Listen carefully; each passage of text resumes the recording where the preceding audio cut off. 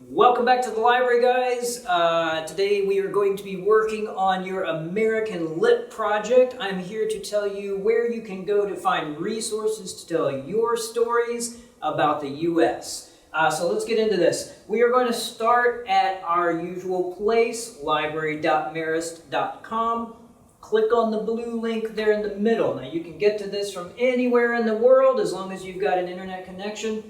We are going to be focusing on the library portal today, and when I go to the portal, if I scroll down under a little bit where it says Documents, you will see American Literature Research Guide. So everything that I'm showing you today will come off of the portal in that guide. So here it is, and we're going to be starting with, guess what? Gale, our friend, the ebooks collection particularly.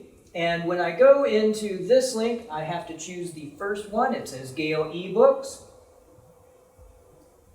And then I have two options. I can either type in a topic if I know specifically what I want to do right now. If I haven't chosen a topic yet, this is actually a very good place to start browsing. Let me show you how that would work.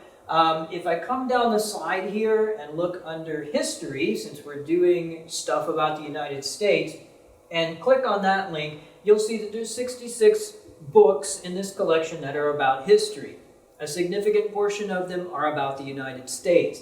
So, American Decades breaks subjects down decade by decade, as the title would suggest. There are other collections in here, such as American Social Reform, the Artifacts from Modern America, the interestingly named Bowling, Beatniks, and Bell-Bottoms, things about the Cold War, etc., etc. You can scroll through these and see what piques your interest.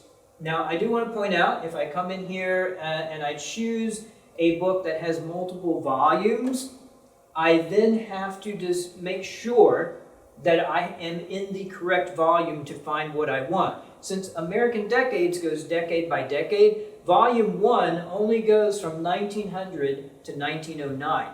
If I need something from the 20s or the 60s, I need to change this. So I drop it down and then pick whatever decade I want. So let's say if I go to the 1920s, that then will change, and I can look at this table of contents page. And I've got arts, business, education, and so on and so on. If I look at business, if I click the little arrow, not the link, but the arrow, then I can scroll down and get things like overview, topics in the news, headline makers, things like that. And then, again, click the little arrow and I can see people here, or if I pick this, I can get different things like transportation, farming, the automobile, aircrafts, things like that. Now, if I click one of these links, that will take me directly to that article, and I can get this information this way.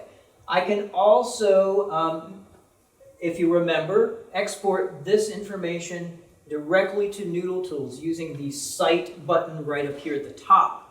So if I click Cite, and then I take this and I click on Noodle Tools, this will export it straight into my project, as long as I have it open already. The other way of approaching this is to actually type in what you're looking for.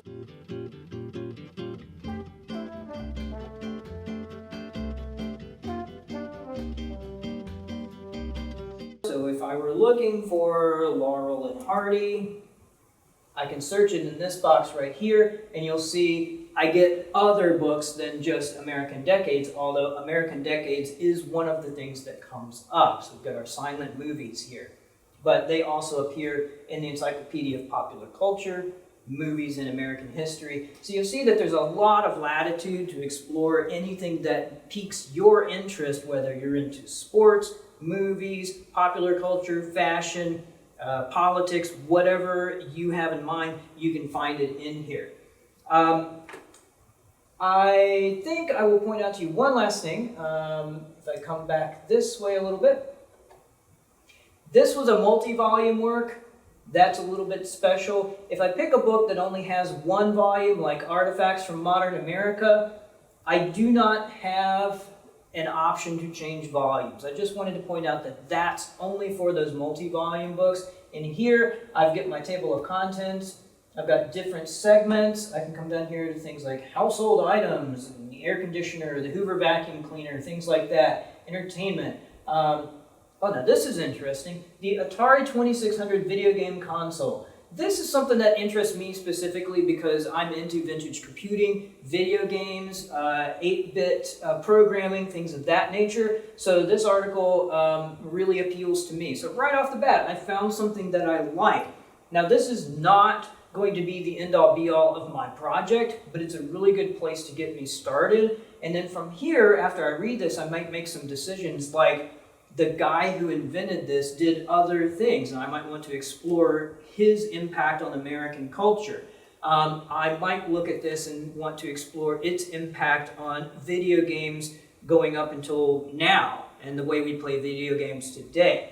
So there's a lot of different angles I can take even after I have a specific topic. All right, so I think I'm going to keep the Atari 2600 as my example for further research here.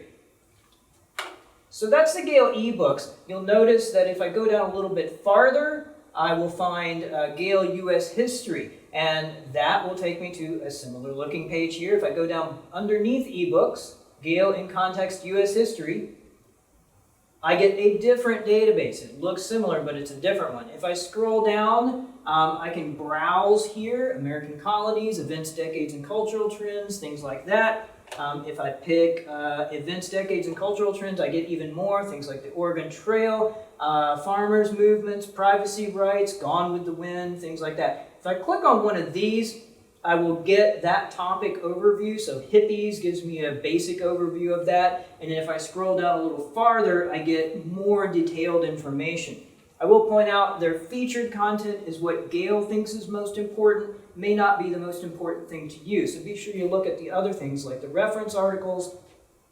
They will have pictures, video, audio, things like podcasts, but a lot of NPR audio, newspapers, magazines, etc., etc. You get the idea.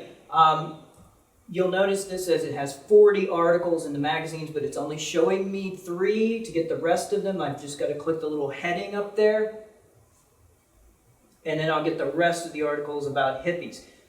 So that's one of their big topics. If you've got your specific topic in mind, so that's a good way to browse, but if you've already know what you're after, you can type that in. So if I'm doing the Atari 2600, I can search for that, and you'll see that I found a lot fewer results here. They start me off with an audio interview, a couple of magazine articles, and then some newspaper articles.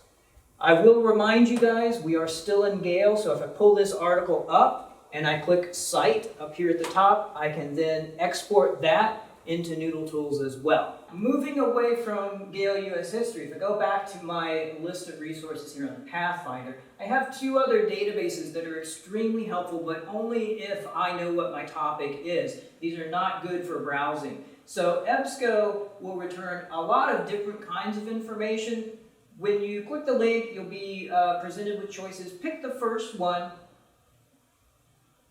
and then click the little mark that says Select All. And then you can continue and search the databases that way.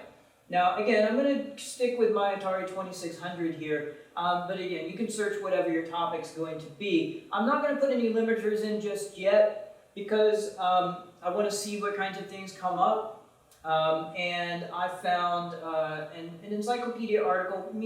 I found an article in a magazine. That might be interesting. Now look at this. This is really cool. I've got an entire book just about the Atari 2600. That is gold right there. So I'm not saying you will find an entire book on every topic in here, but there is a good chance you will find something along those lines. Now, I can also limit this if I found too much stuff or not enough. Over here on the side, I can say limit to just books or just magazines or just newspapers. I can say limit it to just stuff published in the year 2016 if I want to, using these date sliders. I can also make adjustments if I haven't found enough things by going back into my search, and there's a couple of little options. So if you don't find anything right off the bat, do your search in the advanced box, and then over here, do this little thing right here that says also search within the full text. What that will do is search the whole article, not just the title and the subject headers. And I had found 300 and something articles, and now it's going to find several thousand, so nearly 2,000 here. And then I can limit further from that point using these limiters if that's too much. Okay? The one thing I want to make sure you guys remember about EBSCO is that it does not export to Noodle Tools. So it does have a citation generator over here on the side, and then I can choose MLA from this by scrolling down. But what I will need to do at this point is take these elements of this citation and type them into the boxes in a Noodle Tools citation. You could copy and paste this, but I recommend against that because a lot of times EBSCO and the next database I'm going to show you, they don't always get everything precisely right, and you might lose points if they mess it up because your teacher's going to go, well, you should have known how to fix that. So make sure that you type them in manually. The last database here is ProQuest Historical Newspapers, and I'm going to show you this really, really quickly. There's a search box there. You can type in what you're after. And I'm just going to search it, but you can also do date limits right here, but I'm going to do that after I do my search. ProQuest Historical Newspapers starts in the 1800s and works its way all the way up to nearly today. So there's a ton of stuff in here. I may not want things from current articles about my topic because there's been a resurgence of interest in things like vintage computing. And I want original stuff from the time period because why else be looking for historical newspapers? So I can then date limit to a certain time period over here in this little range right here. Now I've already typed in some dates, I'm not using them yet, but I know that this was launched in September of 1977. So I go from September to like Christmas time and I can apply those dates, and then I will be looking at things from that time period. So these are actual newspaper articles from the time. In addition to articles, you will get everything from the paper, including classified ads and advertisements of products that have been placed in the newspaper. So like this is an actual ad from the department store, and there is the entertainment console for sale for $157.49. Now, that may seem like, well, why would I want that? Well, this tells me that's a pretty big spread on an ad. They spent a lot to advertise this product, and I can put this into the inflation accounting device online to compare it, see what it would cost today, and compare that to what video games cost now. Would I be paying more for this or more for something like the new Xbox? Yeah, and also I can track people's opinions over time by doing that date limiter and looking at, say, articles from the date after something happened to a week after to a month after. See if it's still important by where it shows up in the paper. If it's on the front page, obviously it's more important. If it moves to a back page, it's become less important. Often people's opinions will change over time as well, so I can see if people feel the same way about a particular topic as time progresses. So going back to our Pathfinder here, you'll notice that's the end of the specific things that I have for you. Down on the second page, there are some additional resources. And these are websites that vary depending on what your topic might be. For instance, let's say crime and law enforcement, things that happened in Georgia, science fiction. The Library of Congress has some exhibitions and exhibitions archive that collects information by topic. That's another interesting place to browse.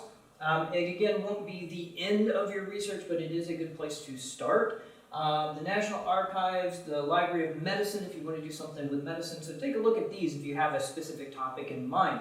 Other databases that might be helpful that I'm not going to go through because most of you probably are not going to use them, but Access Science if you're doing a science project, science-related topic. Bloom's Literature if you want to do something like a literary movement or the impact of an author.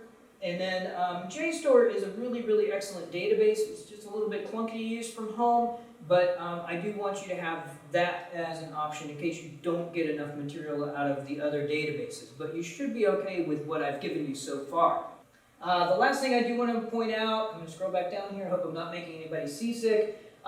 Remember that you have to use Noodle Tools to put your works cited together. You are going to do an annotated bibliography. I will include a link to instructions on how to do an annotated bib in case you've forgotten that. If you get questions during the process, if you run into trouble, email me anytime you like. Or during the day, I'm going to have a Google Meet open, and you can just join that. There's the link to that right there. And you can ask me questions, and then it's just like you popped into the library, except we're doing it virtually. Okay, well, that's about it.